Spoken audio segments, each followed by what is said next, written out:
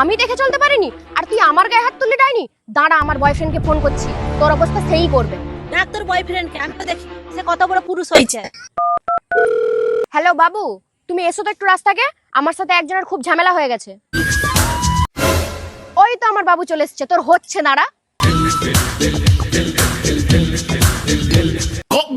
বাবু, কার সাথে তোমার গন্ডগোল হয়েছে? কোথায়? কে? হ্যাঁ, এই তো আমি এখানে, কানা ছাতা চশমাটা খুল না, তাহলে তুই আমাকে দেখতে পাবি। এর সাথে গন্ডগোল হয়েছে?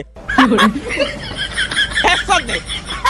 তুই আমাকে ফোনে তো বললি নি যে এর সাথে গন্ডগোল হয়েছে, তাহলে তো আমি আমার চেলাকে পাঠিয়ে দিতাম।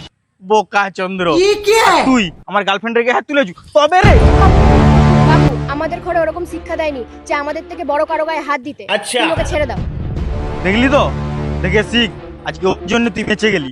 তোর জায়গায় যদি কোনো ছোট মেয়ে থাকতো নি, তাহলে আমি দেখে দিতাম মজাটা। কে রে শালি তুই, আমার গায়ে হাত তুললি? আমি ওর থেকে ছোট, বল কি করবি? তবে রে? বাবু বাবু, তুমি ওকে ছেড়ে দাও। আমাদের বাড়িতে কোনো শিক্ষা দেয়নি যে ছোট কারো গায়ে হাত দিতে। দেখলি তো, আজকে এর জন্য তুই বেঁচে গেলি। তোর জায়গায় যদি আমার বয়সী কোনো মেয়ে থাকতো, তাহলে দেখে দিতাম।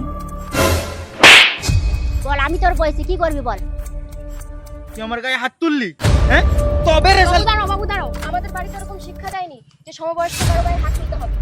তুই ছাড় শালি, তুই আমাকে কি করতে ডেকেছি বলতো? নিজে তো শালা এক চড় খেয়ে আমাকে 3 চড় খাই দিয়েছে। যত সব, তুই আমাকে আর ফোন করবি না একবারে। সর একদম তুই, যত সব। দাঁড়াও দাঁড়াও, আরে দাঁড়াও না। একবারে ফোন করবি নি।